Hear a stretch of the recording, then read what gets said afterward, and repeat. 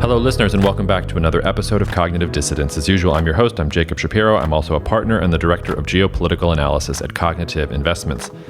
Joining me for, I can't remember how many times Sim has now been on the podcast, but Sim Tack is back with us to talk about the Russia-Ukraine war. We recorded this on Friday, February 10th. We are not going to sit on this episode. We're going to get it out pretty early next week. That might mean our cadence is off a little bit. We might actually put out 3 episodes next week and then kind of dial it back down for the week after that. But I don't think it's appropriate to sit on this content, especially with how fast things are moving. I'm even a little nervous about sitting on it over the weekend.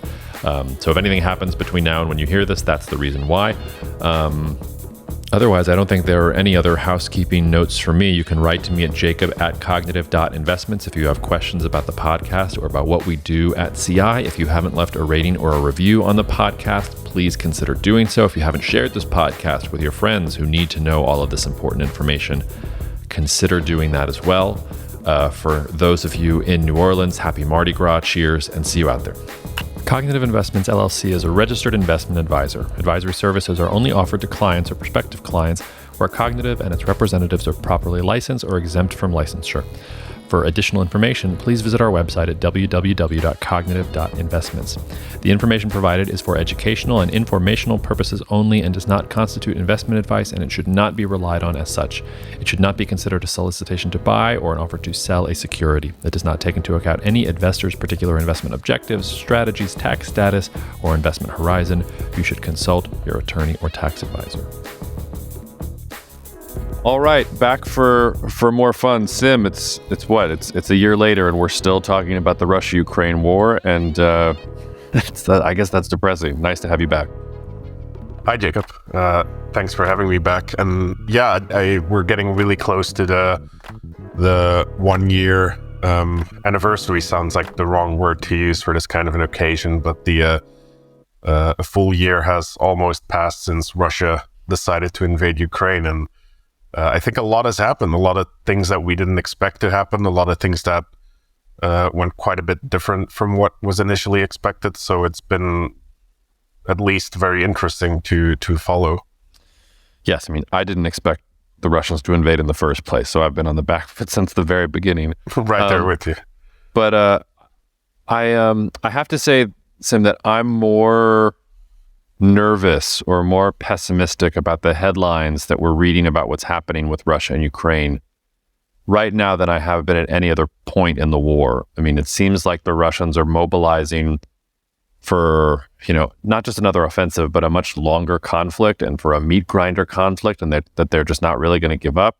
It seems like the Ukrainians want as many weapons as they can possibly get because they are not going to give up on taking back every square inch of land that was taken from them, not just in the last 12 months, but since 2014.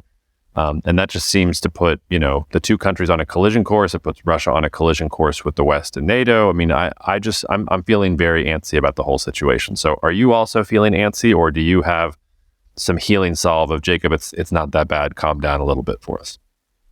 So I've been getting this same kind of sentiment from a lot of different people that I've talked to recently. I don't really see it that way. The way that I'm seeing a lot of the talk that's coming out now about Russia's new impending offensives, the reinforcements of the front lines, mobilizations, is, to me at least, it doesn't seem something completely new. It seems like Russia is continuing the same kind of style of conflict, the same kind of actions that they initially started a solid 5 to 6 months ago, which has just kind of become the style of the war at this point, I think. And there's a few different things to talk about there about that long-term view of the war. But if we're just talking first about Russia's alleged impending offensive, I think we have to be really careful in assessing Russia's capabilities to even conduct such an offensive, right? Russia has taken a lot of hits throughout the entire conflict. That's pretty much what we've talked about the last few times. Every time we're talking about how Russia is taking very significant losses to achieve the things that it does achieve. And more recently, we've seen exactly the same. So Russia is continuing to gain terrain, not the movements of the front line aren't quite as significant in scale as they were in earlier phases of the conflict. So all by all, I think that we're still talking about a relatively static front that has stayed in place over the course of the winter, essentially. But Russia is throwing its weight against a few concentrated locations on that front line, such as the fight around Bakhmut, which I'm sure everybody has heard about and has been following. So they continue to advance there, but they continue to do so at a massive cost. Now, in the last weeks, the 2 or 3 weeks, we have seen Russia also increase activity in a number of other locations along the front line, most notably and most recently, I think, in the northern areas around Kupiansk.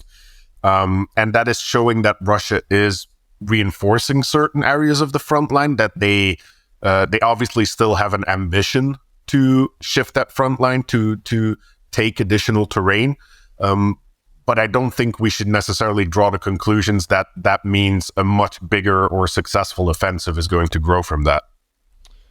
Well, that's half of the coin, though. So that's the Russian side, and we'll delve into them a little bit more in a second. What about the Ukrainian side? I mean, apparently they're getting tanks, but they're not going to get tanks in any meaningful amount of time to actually launch an offensive. I mean, I've heard sort of every single permutation of this, but in some ways the Ukrainians seem to be, they're going from the defense to the offense, or at least they look like they're prepping to go from the defense to the offense. And if you listen to what Zelensky says, he keeps saying they want all of their territory back. He wants fighter jets and he wants offensive weaponry from the Europeans and from the Americans. Do you see Ukraine being the one that's going to try and take back more territory, and that could sort of disrupt the equilibrium? Or does this static conflict that you're describing here lead us more towards a frozen conflict type scenario, almost like, what emerged after 2014? Look, I think that Ukraine is obviously going to try to take back more territory, liberate territory, I guess is the more appropriate term there.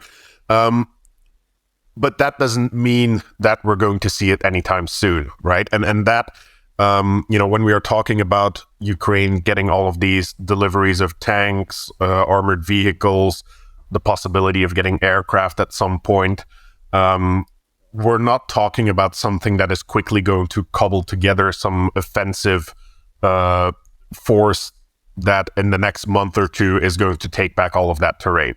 That's simply impossible. That's not going to happen.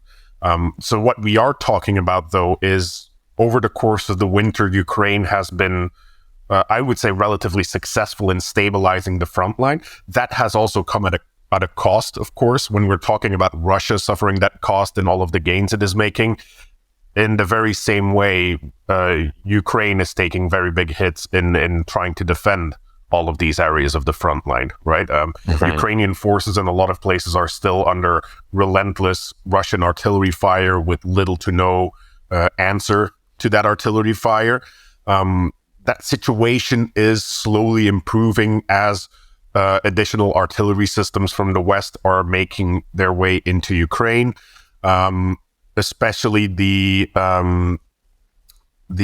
anticipated deliveries of tanks, armored vehicles, those are going to increase the protection and the firepower of those Ukrainian frontline units. At least that's the way I imagine this is going to play out. Not that Ukraine will concentrate all of this equipment into one single offensive in one location to make some quick gains. I think that would expose them to a lot of potential losses of that useful equipment and kind of incur an opportunity cost where they could have protected so many other areas if they use that equipment in a smarter manner, which I believe would be to distribute this kind of equipment across the various brigades that are currently in different areas of the front line, where they essentially all become kind of a brigade plus, so to speak, right? Where they'll have additional tanks to provide firepower, they'll have the armored vehicles to provide protected mobility. We're also, of course, talking about additional longer range missiles being provided by the US. So those kind of things, again, will help to disrupt Russian logistics, etc. Now, that all might sound a bit boring when I'm just listing these things. It doesn't sound like, oh yeah, we're going to prepare for this massive offensive and we're going to break through the line and march all the way to the Russian border. But that is the eventual goal, right? Keep in mind that in this kind of form of warfare where, especially where the front line has become so concentrated and kind of shut down, the game that you're playing is essentially imposing a constant pressure on your opponent, forcing constant attrition to the point where weaknesses appear. And that's something that Ukraine has already done previously in the conflict along certain front lines, but essentially you keep that fight going, you keep punishing Russia for every flawed assault that it tries to make, and eventually some locations will be exposed where Russia is not able to reinforce quickly enough, where they're not able to fill the gaps that emerge, and that's when Ukraine can exploit that, gain some terrain, and the game starts over. Now, the conflict as a whole, when we're talking about recovering control over all of Ukraine, a process like this, depending on how big those exploitations of gaps in the front line can be at a time, we could easily be talking about years, right? So that's just something to keep in mind there when we're talking about success. That doesn't necessarily mean it's imminent, right? But I definitely don't think we're headed towards a frozen conflict. To answer the question you were asking, Ukraine, especially given the continued support it is getting from the West, simply is not going to let this become a frozen conflict, I think.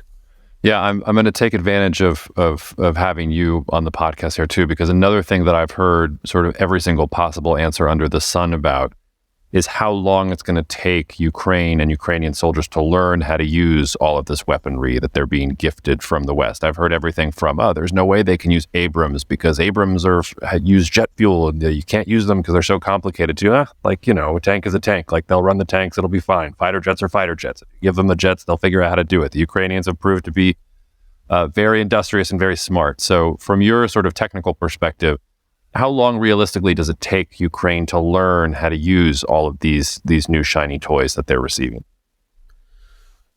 I mean, you're absolutely right that Ukraine can figure it out and get things rolling pretty quickly with any type of equipment. That's true, but there's a very big difference between the kind of capability that is presented by this equipment based on, I guess, what you could compare to an initial operational capability, which is, you have your capability, you're able to field it, it exists.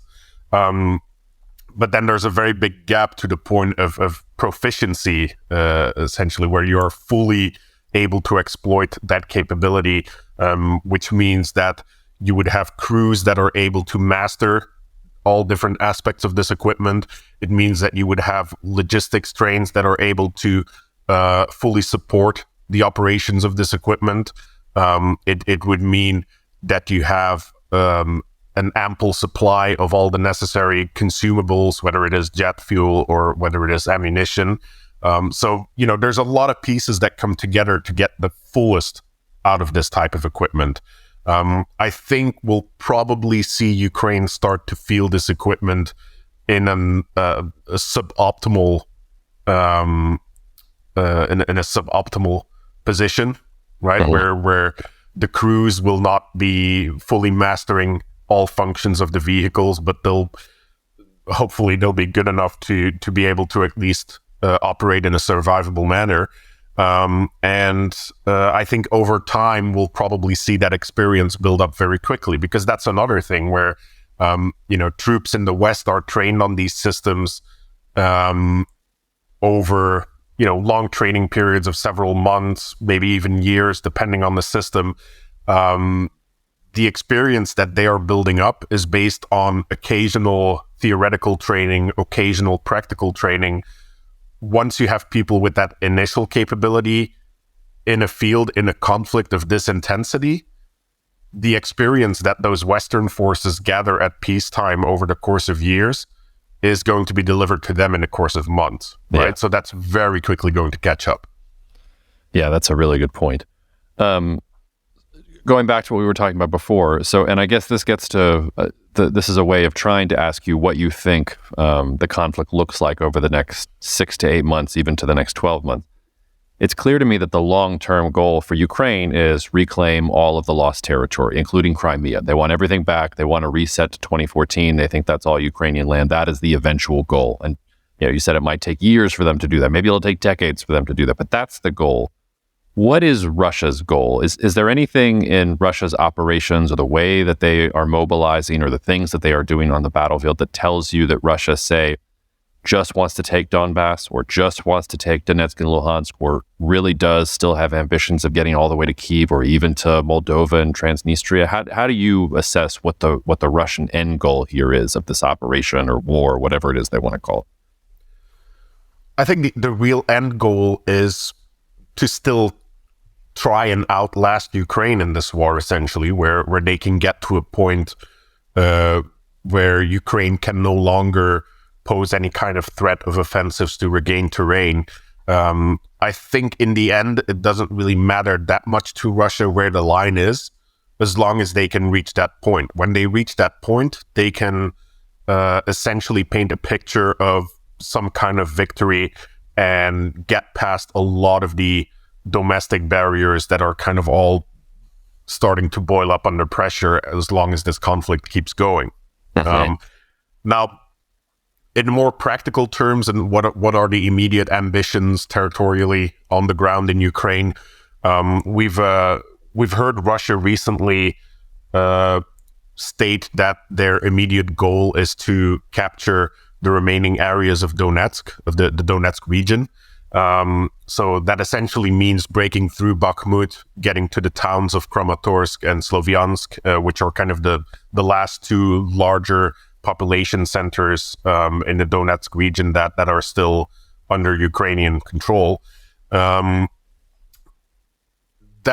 order, or the statement of that ambition, has also been combined with the appointment of General Gerasimov to the command of the operations in Ukraine. I don't know if that's something that you've caught, but over time, Russia has changed the command of these operations from time to time, and switching it to Gerasimov was a little bit of a surprise to me, because I had assumed that Gerasimov had fallen out of favor a little bit, since I saw a lot of his influences on his thought on Russia's role in modern warfare in the very early opening phases of the conflict, which was an absolute disaster for Russia.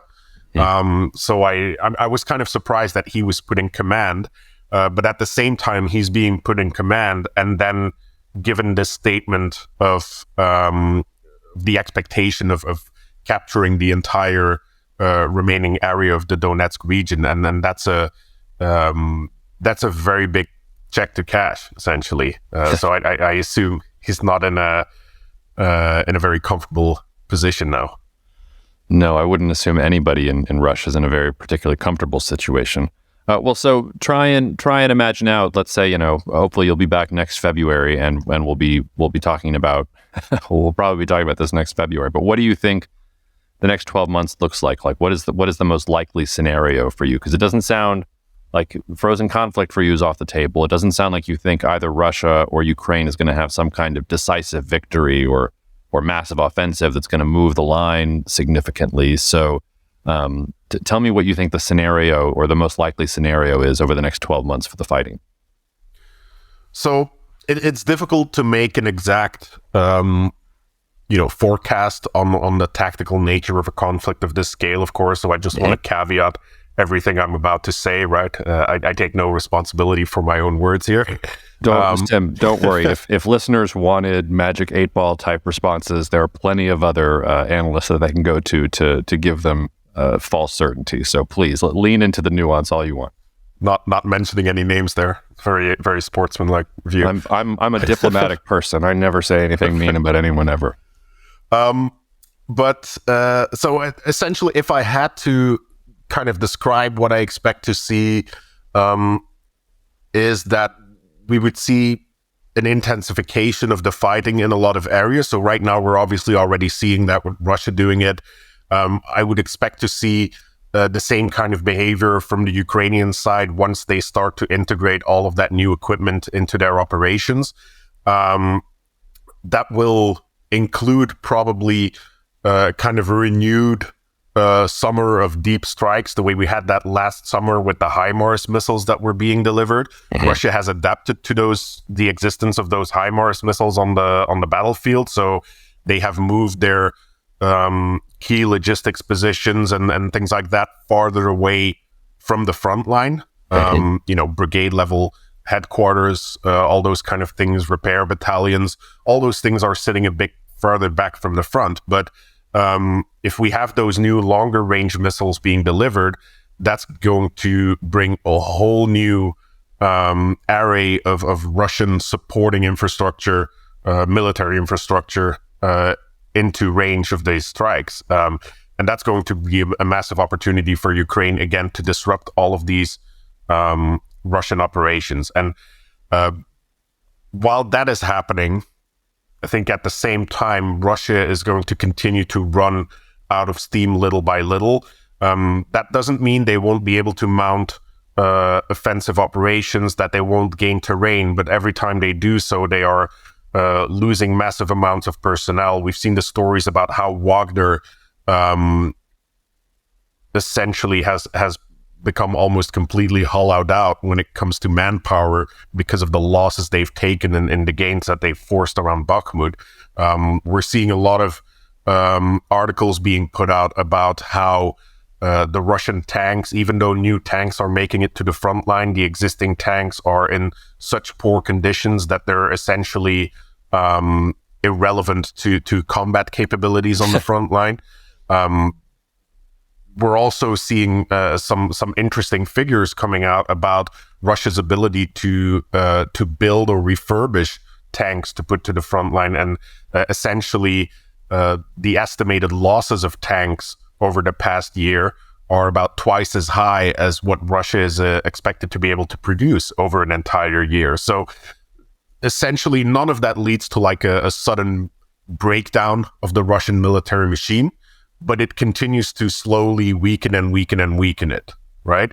And I think under those conditions, combined with that disruption from the deep strikes, the reinvigorated firepower of frontline units in Ukraine, that eventually cracks will show, small offensives will be successful, Russians will lose significant areas of control. I don't think that we'll necessarily see Ukrainian offensives of the same kind of scale and success as we saw in Kharkiv at the end of last year. But similar kind of actions on a smaller scale in different locations along the front line. That's kind of what I would be expecting to see. And that essentially leads to the more uncertain future, because that raises a lot of questions of, okay, how is Russia going to keep dealing with that situation once they get there? What is their next answer to that? And I'm not quite sure what exactly that is. But I can't imagine a lot of options that they would actually have at that point. The thing about what you're saying that makes me nervous is that, and I'm less nervous than I was when we started talking, which was, I was thinking, World War III, Guns of August type situation, in Ukraine, Russia over the next couple of months. So it seems like you're saying that's not likely. But when you talk about a war that could go on for years, and it's really about each side outlasting the other, it seems to me that the one thing Russia does have in all of its martial history is they usually outlast their opponents. They'll wait for years for their opponents, whether it's Hitler or Napoleon or the Polish-Lithuanian Commonwealth. They will just let the Russian winter and the quality of Russia's quantity, the number of its forces just kind of do their work. And it's unclear to me how long Ukraine can hold out in that sense. But that's a really nice segue to picking your brain about kind of specifics about how important Western, and I want to ask you specifically about European support is for Ukraine to continue the fight. I have a really hard time benchmarking because, I don't know how many tanks the Germans and everybody else say they're sending now. It seems the number seems to change every single day. But it does seem clear to me that, the Ukrainians can't build all of these weapons and ammunition themselves. They're going to have to be supplied by the West. So there's a question about political will for the West to supply Ukraine, and I think that eventually comes down to Europe, because I don't think the United States will do it indefinitely. And then there's a question there about, well, how real is the support that Europe is offering Ukraine right now? It's nice that Zelensky gets to go have dinner with Macron in Paris, and Macron says it's crucial that Ukraine must win the war, but they're not giving Ukraine the things that they're asking for. So that's a rambly, roundabout way of asking the question. How important is the support that Europe is giving Ukraine right now? Is it token? Is it piecemeal support? Is it more for PR purposes? Do you think the Europeans are dragging out supplying the Ukrainians over time because they're hoping that there is some kind of frozen conflict situation? Do you feel like the Europeans are really supporting Ukraine to help win this conflict, or do you feel like they're kind of sitting on the fence and just doing the bare minimum and issuing press releases about the old tanks that they're sending? First off, let me say that's absolutely the correct analysis in going from that realization that, if this is becoming kind of a long, stretched out war of attrition, that's exactly the key conclusion, that we need to zoom out and look at how does that broader geopolitical situation play out? How does the West continue to support Ukraine? How does Russia continue to support that war effort? Those are the questions, I think, that are starting to define the long-term future of this conflict. No. But to get to your specific question on Europe, I think they are putting up quite a significant kind of support package right now. They have been dragging their feet, admittedly.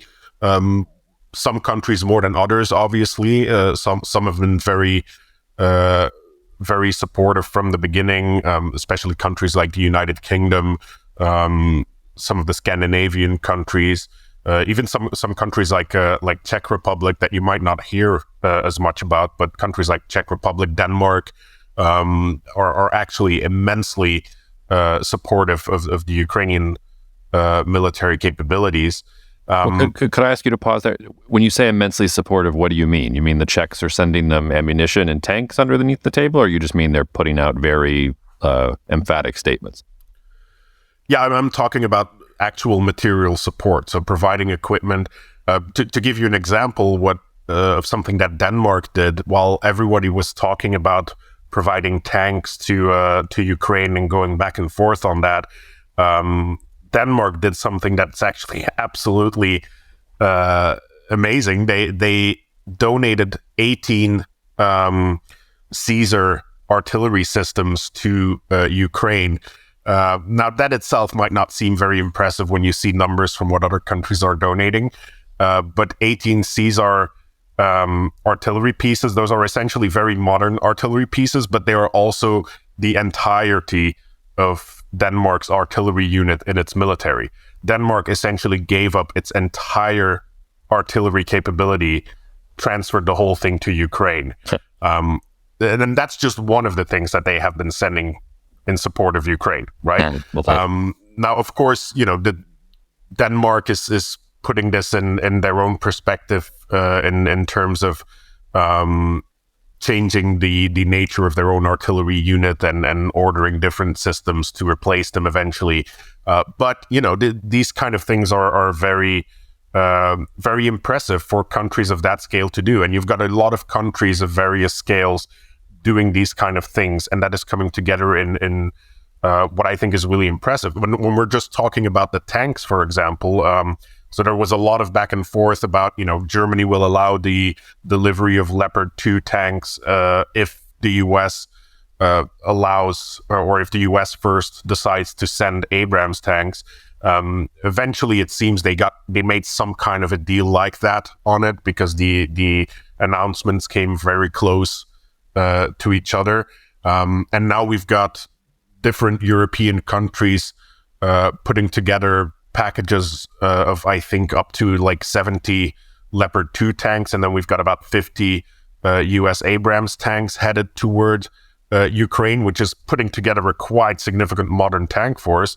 And then a lot of European countries have also been piecing together some older generation tanks, so the Leopard 1 tanks. I think right now, Germany and some other countries are putting together upwards of 100 of those tanks. And even though they're not as modern, not as shiny, these are still tanks of about the same generation as the Russian T-72s that we still see on the front line. So, not going to be useless at all. So anyway, when it comes to that kind of material support, providing that bulk, that mass, that seems to be the current direction that NATO in general and their allies have taken in supporting Ukraine. I think Europe's doing its part. They have slowed things down. They could have made these decisions a lot earlier, but I think Europe's also trying to be very careful in kind of balancing, on the one hand, kind of balancing the fear of escalation with support. On the other hand, there are some very specific realities about the positions of the electorate in certain countries, such as Germany, Italy, where people are not as decidedly anti-Russian as they might be in a country like the United Kingdom, for example. So that is definitely something that plays as well. That kind of covers the aspect of the arms deliveries, and I think Europe's doing a lot there. Another thing that I think is worth looking at is how Europe has dealt over the course of the winter with gas supply, because that to me was kind of the big question about whether Europe would be able to continue to support Ukraine, is whether they would get stuck in a gas crisis that would essentially have the electorate twist their arm over high gas prices and force them to take some kind of a weak position towards Russia to try and get cheap gas. They've not had to do that. And as time goes by, they're going to have an entire year now. We're not at the end of the winter yet, but the European gas reserves are at a much higher level than they normally are at this time of year. We've had a relatively warm winter to help us with that. But as time goes on, we will have additional opportunities to switch to LNG shipments from the Middle East, from the US.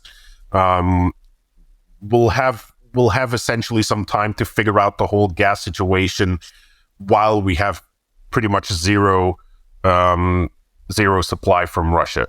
And I think that means that in the coming years, the political motivation for Europe to actually bend over to Russia is going to reduce further. And essentially, one of the reasons I think they will maintain that support for Ukraine, or at least they will be able to maintain that support if they want to.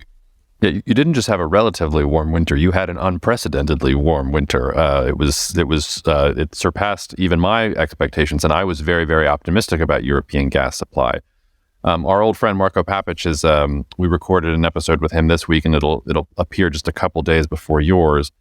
And one of the more controversial things that he said, and I don't think I agree with him, but I'm going to throw it at you for a sort of devil's advocate position, was that he thought that you had this super warm winter, but it's still going to take 12 to 18 months before you can even start to say that Europe is not going to need natural gas from Russia. Like, I'm with you. Like, you can cobble together with LNG and hydrogen and wind, all these ambitious things, but that's probably not going to happen in 23. It would be really ambitious, I think, to even say it's going to happen in 2024. By 2025, I start to get much more optimistic. But Marco threw out that he thought that maybe Europe would be importing natural gas from Russia, by the end of this year. And a lot of that depends on weather. Like, what if you got an unprecedentedly cold winter in Europe next year? It doesn't matter how much you filled up the reserves. If you got a winter that was as cold as the current winter is warm, I think things would get pretty dicey in Europe pretty fast. So I think your answer to this question is going to be, that's crazy. The Europeans don't want to import gas from Russia, and we've just shown that we don't need to do it. But is there any scenario,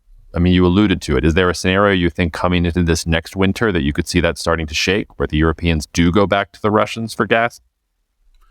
Look, I think absolutely, if we get a super cold winter next time that we're not prepared for, if the alternatives to Russian gas are not sufficiently in place, we could get to a situation where we might need additional imports from Russia. The reality, of course, also is that we've lost Nordstream. So, that has shut down the potential for large deliveries and large or high level dependency on Russia to some degree. But I think, barring some kind of an apocalyptic winter, I think we've shown this winter with the extra reserve that we had despite the warm winter, we should be okay. Another thing to keep in mind is that people, because of the price shock that we have suffered in the beginning of the winter, people have started to emphasize things like isolation, cutting down on consumption. A lot of people I know are keeping the temperatures in their houses significantly lower, and that has a massive effect on gas consumption. And then we're also kind of perhaps not really a positive of powerful sign, but there are still those fears of prolonged economic slowdown, which are of course also having an effect on overall energy consumption, which is keeping that a little compressed. So perhaps an economic revival would be one of the worst things that could happen for Ukraine if that fans a new energy hunger in Europe. But I think overall, I don't think we'll completely switch to the other side over the course of 1 year, where suddenly Europe will be forced, or European leaders at least will be forced to suddenly start making really detrimental deals with Russia to be able to get some gas. Sort of related to what you just said, Sim, who blew up Nord Stream 2? No comment? Why can't I get anyone to comment on this question? I thought I snuck that in there real good. No? I was prepared for that question, actually. I assumed this was going to come up. So I read the Seymour Hersh piece earlier this week. So let's talk about the Seymour Hersh piece instead of talking about who blew up the Nord Stream pipeline. Fair enough. But Seymour Hersh has a really interesting track record where obviously, in the past, he's had some very big, important stories that he broke a very long time ago, My Lai, more recently Abu Ghraib. But we've also seen him publish a lot more cookie stuff in the past decades, right? And then when you look at the piece that he published, first off, it's based on a single source with no corroboration by any other kind of sources or material evidence. It's all based on one person in the US military that appears to know the full story and told it to Seymour Hersh. That's kind of poor journalism, as it's been pointed out to me as well by other people that read the piece. In addition to that, one thing that people actually pointed out as well is that it seems to be referring or kind of loosely connecting to some of these different aspects that had been raised immediately after the pipeline sabotage. So the presence of the Baltops 22 NATO maritime exercises in the area. This is true, of course. Those exercises took place. That raised some questions for certain people about the potential for Western military forces to blow up the pipeline. And he also refers to some of those P-8 maritime surveillance aircraft flights, presents a really high-tech spy story about a sonar buoy being used to send a signal to set off the timed charges on the lines. And I think this is a great plot for a Tom Clancy novel. And I mean, I can't even say that it's not necessarily what happened, but let's just say that, it's just kind of easy to have a source that refers to all of those little tidbits of Twitter discussion that had already been going on since the beginning of the sabotage. So it's kind of easy to have a semblance of evidence that way. But I think there's nothing in the piece that can actually be made hard. Now, to switch from reviewing Seymour Hersh's piece, I don't have any information or evidence that would suggest to me who was actually behind the sabotage of Nord Stream 2 and 1. One thing that I can say, though, is when I think about the motivation of different actors to conduct such an operation, I really don't see the logic of Russia to sabotage the pipeline. They have full control over the gas flow in the pipeline. They could simply shut it down. They had done so over excuses of maintenance and things like that. They could continue to play that game and simply shut down the pipelines. Mm-hmm. But in that case, they would maintain the option to try and blackmail Europe or try to lure Europe closer to them with the promise of access to cheap gas. Of course, that access hasn't completely disappeared, but its potential is significantly reduced without those pipelines. While when I think about other actors, Western actors, Eastern European actors, I could see motivations there to take that card off the table, the card of Russia trying to lure Europe closer to its side through the offer of cheap gas, kind of sabotaging that. I could see that make sense. Of course, that is talking about those motivations. When we're talking about, looking at past behavior of these kind of actors, Russia has consistently done very irrational things since the beginning of this war. So I feel like a rational investigation of their motivations won't really help us get closer to any kind of answers. We also know that this kind of aggressive acts of sabotage, bombings, it's not something that Russia shies away from.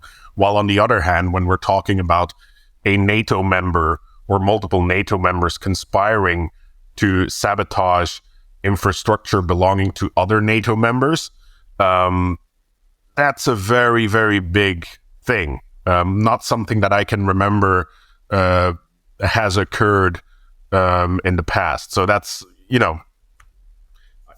I can't provide any answers there, but I think I laid out some of the thoughts that are going around in my head when I think about this. Yeah. Is there, and we won't spend too much time on this because you and I here are just both speculating and have no real insight, but is there any part of you that thinks it's possible that it could have been a non-state actor? Is there anything involved there that makes you think it was, maybe it wasn't a government, and I'm sure any government that was involved would have wanted plausible deniability there too, but do you think that's even an option, or do you think this was too sophisticated an operation to be a non-state actor? I'm not an expert in how difficult it is exactly to place these kind of explosives at that depth and on that kind of infrastructure. But going by the way that other people that have more knowledge of this have characterized it, it does seem something very complex. The skills and expertise that exists in within state actors in the form of militaries or even highly specialized companies that operate on these kind of pipelines. I feel like that excludes the, kind of a ragtag band of terrorists or something like that conducting an attack like this. I imagine if there was a non-state actor that conducted this kind of operation, it probably would have been an attack that would have been claimed for some kind of purpose. So yeah, I'm not sure. I don't really see that intuitively. No. Yeah, it's fine. When you said sonar buoy, you said Tom Clancy. I had sort of a Batman plot in my mind with like a Batman submarine underneath the water and finding it via sonar. When Marco was on the podcast, I suggested the Ukraine war would be a great fodder for a Top Gun Maverick Ukraine episode, and that leads into my next question. Do you think Ukraine is getting fighter jets in the next 12 months? And if so, who do you think is providing them? So I think they might, actually. I've been pretty surprised that even before Ukraine made the switch from, we're getting tanks, let's start asking for fighter aircraft, some countries, or specifically the Netherlands, had actually already started to offer them. The Netherlands currently is in the process of replacing its F-16 fleet by the F-35. They're already taking deliveries of the F-35, so they're in a position to hand those out if they would want to, if the US approves, obviously. So, that was quite kind of interesting that the hype about these fighter aircraft didn't seem to really start with a Ukrainian question here, even though the issue has been raised in the past. But that most recent spike in discussion of fighter jets seems to actually have been initiated by a NATO country saying like, hey, we've got some fighter jets. We might want to give them to Ukraine. So that's very interesting. I think a lot of people have also publicly, and by a lot of people, I mean a lot of political leaders, have publicly engaged in that conversation to say, okay, let's explore fighter aircraft. Let's talk about what we can provide, how we can provide it, including some of the countries that have been very forward in providing other types of equipment, such as the United Kingdom. France has talked about it, but then again, France, we have seen talking about a lot of things that haven't necessarily come to fruition. They have provided a lot of material support as well, especially when it comes to things like air defense systems and related equipment. But when they talked about the tanks, for example, we've seen that go nowhere. So yeah, there's a bunch of countries talking about giving fighter aircraft to Ukraine. Obviously, that's going to be a long process. I think there's going to be a long process because of how much of a time investment this is going to be. I think there's going to be an even bigger time investment up front than with other systems to really explore what do you need, what can you actually use to its fullest benefit in Ukraine, because giving Ukraine aircraft that can't operate in the kind of contested environment that Russia is presenting, that's going to be useless, right? That's going to be futile. So you need some kind of aircraft that is very survivable against the existing air defense threats along the front line. You need aircraft that, of course, are going to be able to present some kind of notable effect on target, whether that is going to be primarily aimed at taking down Russian aircraft or providing ground support to Ukrainian ground troops. But this is kind of the most important one, I think. You're going to need an aircraft that is going to be as easy for Ukraine to manage in terms of training personnel and in terms of providing logistics. Because when we're talking about aircraft, we're not talking about give them a tank and they'll figure it out, right? Aircraft, for obvious reason, it's a flying mechanical box. A lot of things can go wrong that will cost human lives if they go wrong, or that will completely remove the benefit of having the system in the first place. So you do need to have very solid logistics in place to deploy those aircraft, which also leads to another question. Where are we going to deploy those aircraft in Ukraine? They need to be close enough to the front line to be able to have an effect on them, but they also need to be protected enough so that Russia can't just spam an entire airbase with their Soviet-era anti-ship missiles and hope they get all the aircraft. No. So, there's a lot of moving bits here, and I hope that the people engaged in this discussion take the necessary time to really weigh all of these different elements. I'm sure that there are different countries that have spare aircraft that they are willing to give. But I think the question is really going to be more about what can Ukraine effectively use? Because putting all this time and effort into setting up a Western air fleet for Ukraine that is going to be impractical, that's just going to divert way too much attention away from things that could have actually affected the battle space. Well, that sort of leads into my next question, which is how important would aircraft be for Ukraine? So would that be a decisive step in allowing Ukraine to realize some of its military goals? Do you think that the aircraft discussion is a little bit overhyped for all the complexities that you just talked about here? How should we benchmark how important aircraft would be to Ukraine's efforts? I think aircraft could have a tremendous effect on the battle, but perhaps a little more depending on which systems are provided for these aircraft, what the exact armament capabilities are of these aircraft. So some things that people have talked about is providing Ukraine with aircraft that are also able to launch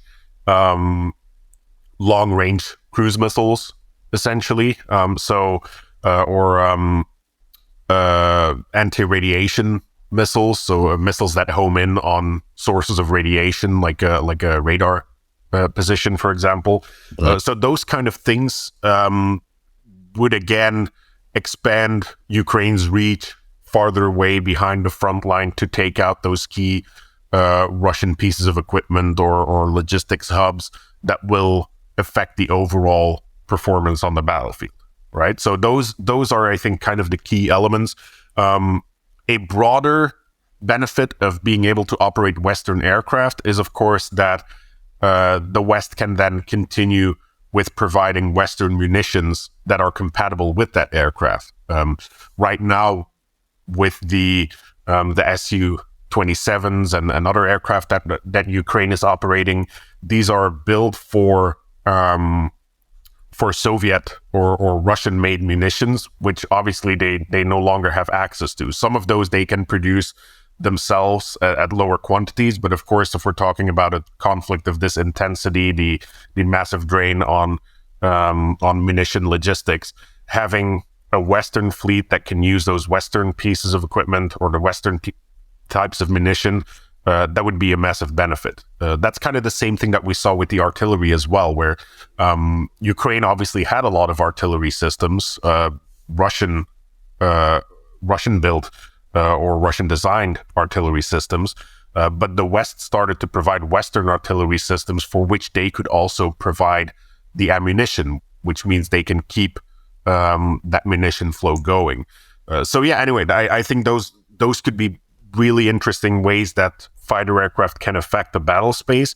But we also have to keep in mind, the process of figuring all of this out and then training people on these aircraft and then delivering them into Ukraine, setting up all the logistics.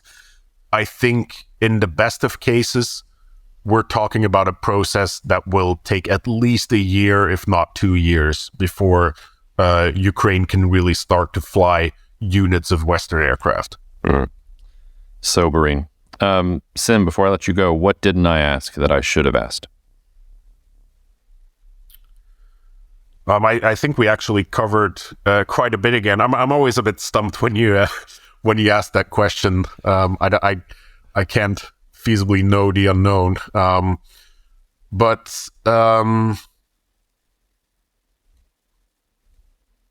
Well, it's okay. You weren't stumped on the Seymour Hirsch question. You were ready for that curveball then, so it's okay if you're not ready for the curveball at the end. But I think one of the key takeaways for me is just it sounds to me like you're saying that European resolve to support Ukraine has not diminished. And I mean, recognizing that, that's your perspective and you're probably hanging out with people who are similarly minded to you. But I would say the biggest debate I'm having internally over here is, and I think that geopolitical analysts in general are having, is how long are Europe and the United States going to pony up for Ukraine? And those that there's sort of a division between, no, this is a blank check. Like the US and Europe are going to help Ukraine as long as the fight happens, versus those that think, it's one thing to send spare tanks and spare ammunition and stuff like that to Ukraine. It's quite another to rev up the military industrial complex and start pushing out all sorts of material, especially when you have high energy prices and inflation and everything else that's going on in the world. So I think that's the key political fault line. And obviously there's a difference, the things that are happening on the battlefield can affect that conversation in meaningful ways too. But it's why I love talking to you, because you're able to keep your eyes focused on both parts of that equation. But I guess, I started with a little bit of fear about, oh my God, is this going to be some, terrible conflict here in the next couple of months? And it sounds to me you're saying it's going to be terrible, but just not the way I was afraid of in some sense. Is that a fair way to sum it up? I think so. I mean, I don't think we're seeing an end to this conflict coming near yet. I don't think we're even seeing a potential for a de-escalation into a frozen conflict. This is going to be a long conflict. It's a very intense conflict. It's been a long time since the world has seen a conflict of this intensity. And I think, we really need to be appreciative of the historical context of the events that we're seeing unfurling here because, once this thing is over, the world is going to look very different from how it started, even if it's not immediately apparent. But this is already causing a massive shift in the balance between global powers, or at least greater powers, perhaps not global necessarily, depending on the definition of that. But yeah, anyway, just kind of confirming what you're saying there. Essentially, there's a lot in the balance here, and it doesn't seem like it's over yet. But it also doesn't look like it's about to escalate out of control. Yeah, I guess the last question before we get out of here, and that was a good way of sort of summing it all up. What does it look like if you're wrong? Do you think there is any chance that there is some kind of resolution to this in 3 to 6 months? Is there even a scenario that you find, even if it's fringe, that is marginally plausible, or just is all the data telling you, no, this is going to be a war that's going to last, at least for years here? And whether you're a commodity grains trader, or whether you're, intelligence official in a Western capital, or you should be geared up for a much longer war than maybe markets are anticipating right now. Is there any counterfactual where you see that the conflict doesn't go the way that you're seeing here and ends on a much shorter time horizon? I mean, that's a really great question, actually, right? What are the scenarios that I'm not anticipating here? And I mean, one that I can think of right off the bat, and this would be an interesting thought exercise to spend a little more time on. But the one thing that comes to mind is a shift in Russia's political balance internally. That is one way that I could see a very quick change in the situation, where, whether it is some kind of a coup or a more subtle change in the political balance of who's actually in control behind the scenes, as among the oligarchy and the securocrats that run Russia. Maybe if there is a big shift there, that could lead to a complete policy change with regards to the military operation in Ukraine. But that to me is kind of the only thing that on the short term, and by short term here, I'm talking about kind of the next year or so, that would really change the outlook of that conflict. I really don't see it changing based on the way the capabilities are developing on the battlefield, because honestly, there's such a lag in how the political decisions, the delivery of weapon systems, the mobilization on the Russian side, there's an incredible lag between those decisions and the effects on the battlefield. Wow. So the things that are going to affect the battlefield over the next 6 to 8 months have already been put in motion. Things that are being put in motion tomorrow will only be able to affect the battlefield at that certain time beyond that, right? So there is a little bit of predictability, I think, in the overall directionality of this crisis. But yeah, again, like the only things that I can really imagine would put a quick stop to the conflict is if internally in Russia things change dramatically. Crazier things have happened. I don't know if you saw, did you see that Kadyrov said this week that he thought the war would be over within 12 months? He's obviously insane, but maybe he knows something we don't. Well, I mean, they started off by saying it would be over in 3 days, so, crazier things have been said. They started off by saying it wasn't going to happen. Well, fair enough. All right. We'll keep chasing the unknown unknowns, but Sim, thanks so much for taking some time, and we'll have you back soon to see how right we are about everything, okay? Thanks. Always a pleasure to talk. Cheers, man.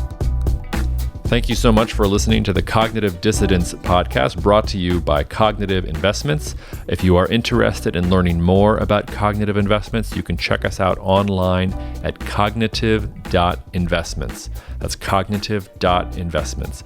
You can also write to me directly if you want at jacob@cognitive.investments. Cheers, and we'll see you out there.